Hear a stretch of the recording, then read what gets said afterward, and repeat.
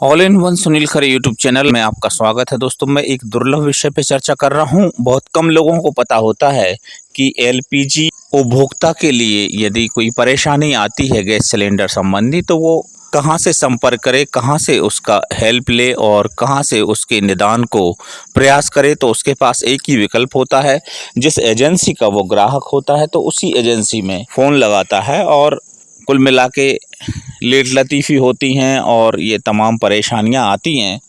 तो इसलिए मैंने सोचा कि एक ऐसा वीडियो साझा किया जाए जो एलपीजी उपभोक्ताओं के लिए बेहद उपयोगी सिद्ध हो। तो हम आपको बता दें कि जब आपका गैस सिलेंडर लीक होगा या गैस सिलेंडर से संबंधित कोई तकनीक खराबी आपको समझ में आ रही है, ऐसी स्थिति में आप यदि उसके नॉब को बंद करेंगे या कोशिश करेंगे कि उसकी कहीं पे जो है वो ट्यूब वगैरह, जो सप्लाई ट्यूब है, वो कहीं से फटी तो नहीं है। सारी चीज़ चेक करने के बाद यदि आपको लगता है कि इसमें गैस का जो है रिसाव हो रहा है, बदबू आ रही है, गैस की गंध आ रही है, तो इस तरह से आप जो है इसमें अगर गैस एजेंसी को कॉल करेंगे तो आपको यही जवाब मिलेगा कि अभी रात हो गई है और अभी हमारे पास आदमी नहीं है, अभी टाइम नहीं है। ये तमाम बातें होती हैं क्योंकि गैस एजेंसी वाले जो होते हैं वो धंधे वाले होते हैं और उनको अपने धंधे से मतलब होता है। जहाँ फ़ायदे का सौदा नहीं होता वो वहाँ पे जो है डील करना पसंद नहीं करते। ये स्वाभाविक है, ये सभी लोग जानते हैं। तो पर मैं आपको बता दूं कि अगर आप गूगल पे सर्च करेंगे और गैस लीकेज के बारे में कोई जानकारी देखेंगे तो आपको एक नंबर दिखेगा। जी हाँ, 1906 यानी 1906। तो यह नंबर आपको दिखेगा। आप इस नंबर पर जो है अगर ट्रू कॉलर में चेक करेंगे तो आपको देखने को मिलेगा कि गैस लीकेज इमरजेंसी के नाम से ये सेव है।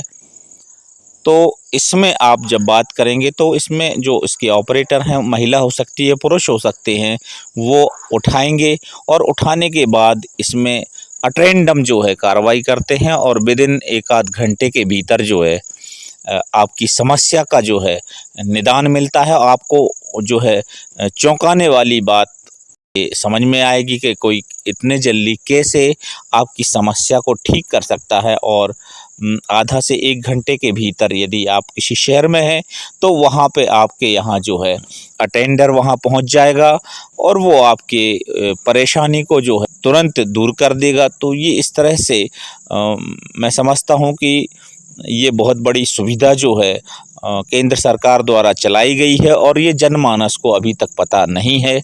बहरहाल अभी गांव में ऐसी सुविधा नहीं है, पर यह है कि गांव को एक हेल्प मिल सकती है। इस कॉलिंग के माध्यम से आप जो है गाइडलाइन लेकर के आप जो है प्रयास कर सकते हैं। तो ये एक बेहतर जो है अपॉर्चुनिटीज़ है। और इसके बाद आप चाहें तो इसकी वेबसाइट है, आप उस पर सर्च कर सकते हैं। तो services.india.gov.in पर भी जो है, जो कि 24 घंटे उपलब्ध होती है, तो आप उस पर भी सर्च लगा करके अपनी शिकायत दर्ज कर सकते हैं। तो ये आपके लिए जानकारी है।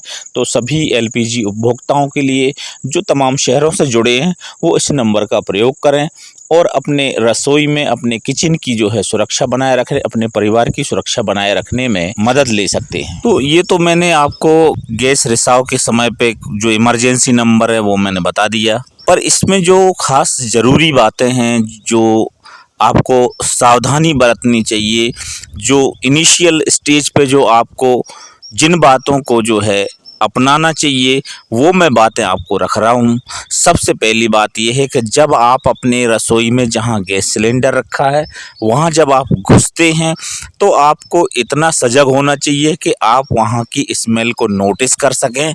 अगर हल्की भी स्मेल आ रही है तो सबसे पहले आप चेक करेंगे कि आपका कहीं गैस सप्लाई ट्यूब तो ख़राब नहीं हो रहा है, या फिर जो रेगुलेटर है वहाँ देखेंगे।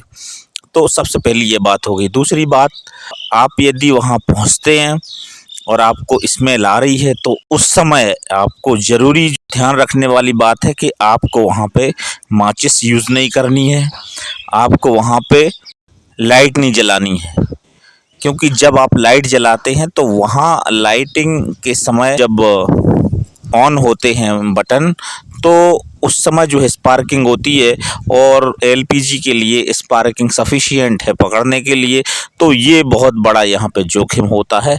तो इस बात का आप ध्यान रखेंगे। दूसरी बात, जब आप कहीं जो रसोई है जहाँ आपने गैस सिलेंडर रखा है उसके करीब आपने जो है कोई दूसरी आग का जो साधन नहीं रखना चाहिए, जैसे जस्ट लाइक आपका जो है इंडक्शन हो गया या फिर हीटर हो गया या फिर चूल्हा हो गया, तो ये उसके पास में नहीं होना चाहिए। मैं समझता हूँ कि इसके लिए 10 फीट की दूरी बहुत ज़रूरी है। तो ये पहला जो है आपको ये सजगता बरतनी है।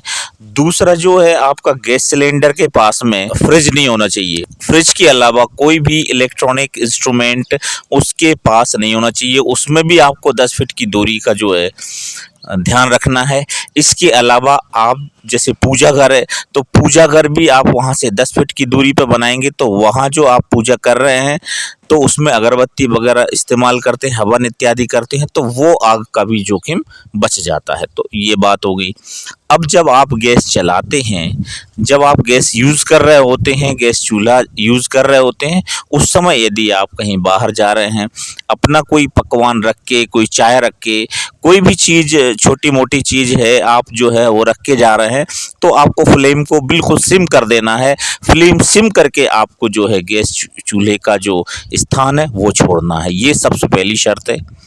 दूसरी शर्त ये है कि यदि आपका तेज भी है, अगर आपने रेगुलेटर को तेज करके रखा है, तो ऐसी स्थिति में अगर हाई फ्लेम में आप चला रहे हैं तो इस बात का आपको ध्यान रखना है कि कोई भी जो उसमें खाद्यान्न चढ़ा हुआ है पकने के लिए वो उसमें उफान ना आए, और उस उफान के माध्यम से जो है आपका जो गैस की फ्लेम है, आपकी गैस की जो लौ है वो बुझनी नहीं चाहिए, क्योंकि अगर वो बुझ जाएगी तो उससे भी आपका जो है गैस लीकेज होगा और ये बड़े एक्सीडेंट को अंजाम दे सकता है। तो ये आपके लिए मैंने खास ज़रूरी सुझाव दिए हैं, और आप इस तरह से यदि आप गैस सिलेंडर का यूज़ करते हैं तो निस्संदेह आपका जो है रसोई भी सुरक्षित रहेगा, परिवार सुरक्षित रहेगा, आप सुरक्षित रहेंगे।